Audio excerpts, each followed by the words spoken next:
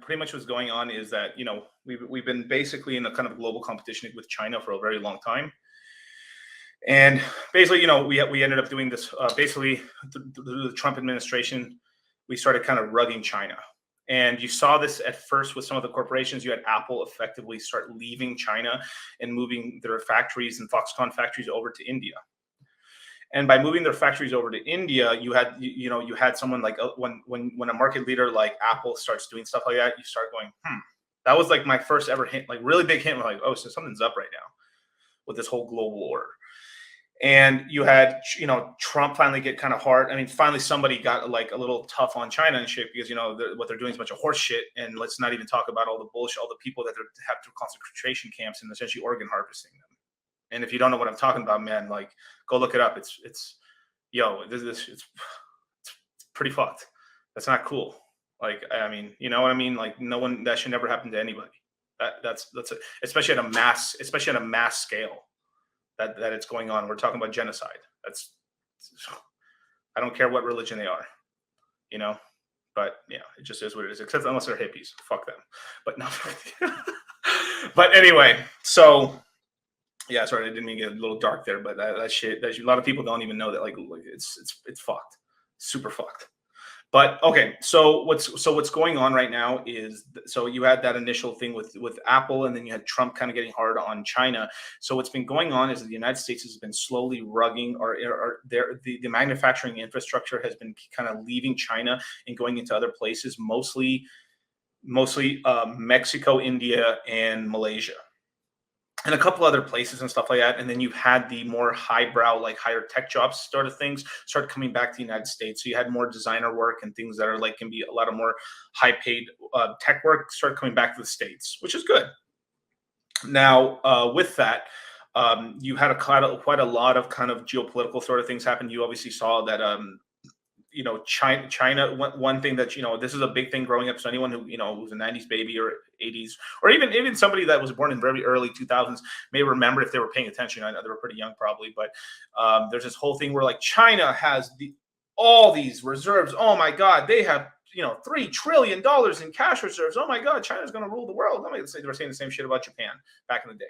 But oh my God, China this. Oh my God, China that. Oh my God, this, like that. Well, soon enough, we'll be making underwear. They'll be wearing that, that old story, right? And what's pretty much happened is they started doing something called the string of pearls, which is basically their expansionists. They started using a lot of those reserves to pay for expanding out all the way from China all the way to pretty much in a good part of Africa, and they've been giving loans out in RMB, and then but there's a big problem with that. Is like you can when people who don't have money, you give them some money like RMB, right, which is basically their currency, the yuan, right, and they're making loans and they're like, hey, yeah, I'll give you, like, pretty much they're the only people loaning these people anything of money. So they're like, of course they're going to take it, but then they have really messed up things. If they end up not making profits on it, then they're allowed like certain things, right? So since you missed a bunch of payments, southern, like African country, or maybe like, somewhere in that chain, like from like, let's just say like above South Africa, all the way on that coast, and then all the way to China, there's like all these kind of like Chinese ports, like they call them the pearls, right? And what they've done is like they through essentially loans and everything and set it up in terms that like it's the same thing the United States have done in like especially Latin America and parts of Africa as well, and so does every nation. And in fact, where they end up doing, they come to you, hey buddy, nation, what's going on? Like, you're actually really cool. How about this? How about let's build you a power plant? Yeah, dude, actually the power plant would be great and stuff like this. Look, look, we're going to lend you this money. This is going to be the interest rate. But look, your people are going to have water, your people have electricity and stuff like that. And then we can help build a sewage system. Like, yeah. The first initial things are good. But then, like, let's build you a solar plant. Let's build you this. Let's build you that. How about this kind of a highway, or like this kind of a thing and stuff? Let's build some high-speed rail. Let's build some. Yeah, let's. And then it starts going to the thing where like, low risk, super well needed, high ROI investments, and then as time goes on, shittier and shittier investments. But then they get addicted. Then the people who in power and stuff in those countries get addicted to like getting that money to build stuff because it's so important. Because it's like, hey, you guys, when I took over as president of I don't know, let's call it moon of the country of Moonlandia. Moonlandia and stuff like I gave you guys water, power, sewage. Now we're starting to get infrastructure for housing and stuff like that. Like the country is transformed under my leadership, right? And then I decide to, and the next guy comes in and he has to compete with that sort of stuff. So he has to keep things improving. Well, they get more and more into debt, but they're getting into debt in a currency that's not theirs, which is the dollar for the most part. Right now, the Chinese are doing that in the other game, right? Usually, the United States, well, hey, let us have a military base, or let us do this or that, and you're like, all right, yeah, basically, yeah, I can't pay the payments for the next 6 months. They're like, yeah, go ahead, we're going to give you a little piece of my country. You can put the military base there and stuff like that, and if you run a couple drills, and I'll look the other way. Cool. And that's like, and then, but every nation does this to some, like there's a lot of this kind of like, and then I would imagine as a person running a country, they also know they're going to get fucked, but then they're like, well, we got to play the game, and they're like, they're like, fuck it, and like, or maybe the plan was to like not pay it back at all and just have it built anyway. So I mean, he was like, well, actually, I have to tell you the truth, I don't mind if the U.S. military base is my country because I might get invaded, which is kind of nice. And like, I'm pretty sure there's a lot of that bullshit going on too, right? Well, so China's doing their version of it, right? And the thing is that a lot of the high price labor, the really technologically advanced people working, so obviously you can have slave class people. I mean, it sucks to say that, but people at bottom of the barrel, just manual labor sort of things like that, up to like a certain kind of a threshold. They're just getting paid in anything basically, if they're even getting paid at all, right? But as you go up the value ladder and you start going to people who are like high end architects and everything like that, you start getting to this point where those people are only taking dollars. And so what ended up happening is that China started lending out, both dollars and their local currency, and that money was then given out everywhere. And then and then in terms of also spend using those dollars to then use dollars within their own country, also to support their housing kind of boom and crisis that's kind of going on in the country right now. And what's pretty much going on with that is that they've run through all the dollars. And now let's skip a little more forward in the story. Now we're in somewhere between, we're talking about 2019, 2020, 2021, in this kind of a range where we started having where China is starting to have problems in terms of they don't have enough dollars, and these string of pearls that they've created is a big infrastructure that's weighing on their economy. And what's going on is that this is one of the big reasons why they got very, very, very, very, very tough on Hong Kong. And because Hong Kong has an equities has an access to an equities market where they can make IPOs, ICOs, and stuff like and all that jazz and stuff like that. They can take companies public, and by taking companies public, they can pretty much get access to dollars. So this is one of the big reasons why they were squeezing Hong Kong so much and basically invaded and took over Hong Kong earlier than they should have. And unrightly, I mean, like honestly, like they were perfectly fine, but it was just the sort of thing where like they came in to take them because they were trying to get access to those dollars. And now they pretty much have taken over Hong Kong, and they've like kind of gutted the whole treasury out. Now they're out of dollars. And there's quite a lot of sort of things geopolitically that's kind of happening in China and stuff. So this whole thing that China's it's in this really strong position. Like they're in a pretty bad position along with everybody else.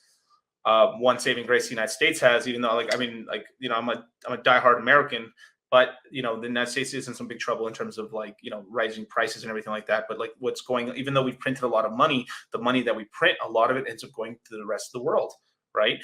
And this other piece when it comes to the dollar is that the dollars that we create get spread out to multiple countries. A lot of people I mean, we're somewhere between 80 to 85% of all global trade is denominated in dollars. So if you're trading things between nation and nation, you sometimes nations will take a local currency, maybe because they're what, hey, we might do some spending over there. So like, yeah, we'll take this time in like your local currency, cool.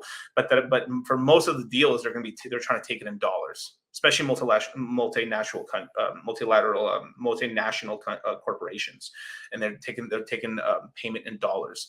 So all these kind of dollars and stuff like that they've taken. Well, what ends up happening is that when the United States increases the interest rates and stuff like that, it increases the borrowing cost. So it becomes this whole thing where people have dollars. They're like, so let me hold these dollars. Just like you guys, right? Things are sort of like, oh shit, I think the dump's about to happen. So magically everyone stops spending so much money, and they're holding their dollars because they're trying to buy that dip, which is everybody else and the same thing, right?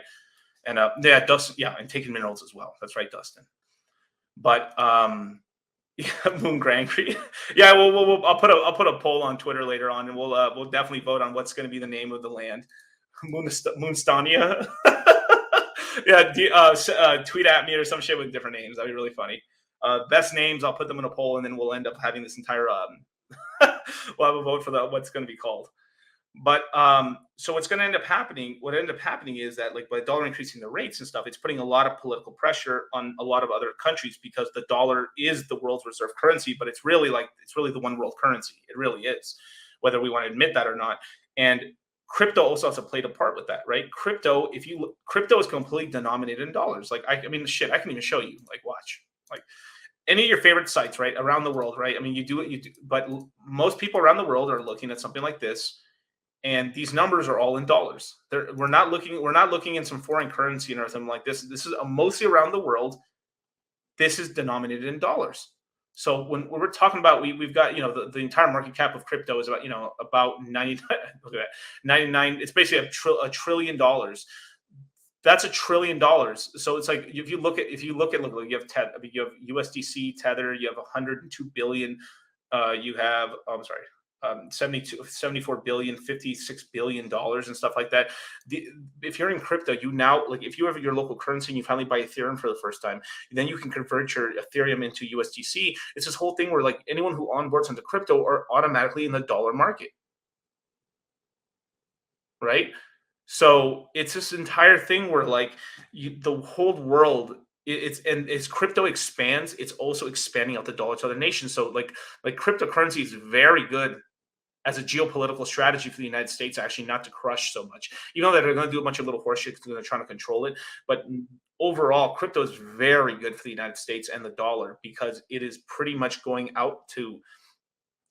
It's pretty like it's pretty much insane how much like once you get into crypto, you're pretty much in the dollar. And then when you start holding dollars, even if you're holding USDC, and then you start looking at your USDC versus your USDC coin versus your local currency, you start going like, wait, hold up, my USDC coin is beating my local currency out.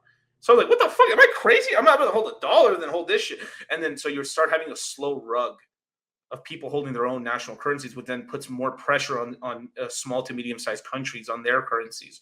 So the crypto is actually helping rug a lot of other currencies and get people into the dollar. So you have sort of a dollar crypto alliance, whether a lot of people know it or not. It's just like if you really think about the game theory of that, that's what's going on. So yeah. Let me take a little drink.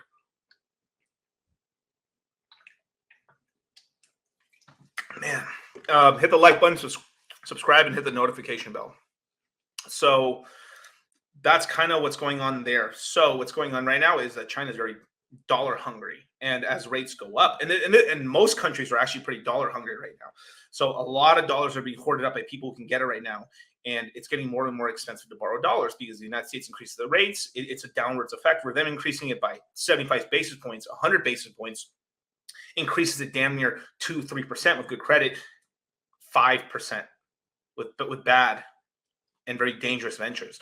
So it starts getting very quickly very expensive to borrow, and this really has some crazy knock-on effects where you start having smaller countries could possibly pop and explode, and then those explosions of that stuff ends up scaring people that end up people run into more dollars. So it ends up this whole thing where like you would think the dollar would end up kind of collapsing and like kind of fizzling out, but then what happens to the world's money gets scared, comes into the most liquid market in the world, which is the U.S. market, restabilizes the dollar gets strong, everyone gets confidence, then markets go back up, and then when markets go back up, people then funnel the gains that they made off of the market and then restabilize their countries, and then their markets stabilize, and then we all go back into a trajectory. And that's pretty much what happens when you get like these crashes. The dollar strengthens up again, boom, everything goes back up. And then on top of that, you have this entire thing where all other nations are playing sort of a game with printing money, right? So the United States is printing money, but then other countries are like, fuck that, bro, we're printing more money. So they're playing this whole game where like they're not trying to have their currency stronger than the dollar because they're exporting, right? So this is an exporting world. You have countries trading to each other. So they need to make sure that their currency is cheaper than the next guy's currency. So it's better for them to spend for them to buy stuff from them, so they can have GDP growth and they can actually start spending so they can get access to dollars. What a crazy game, man.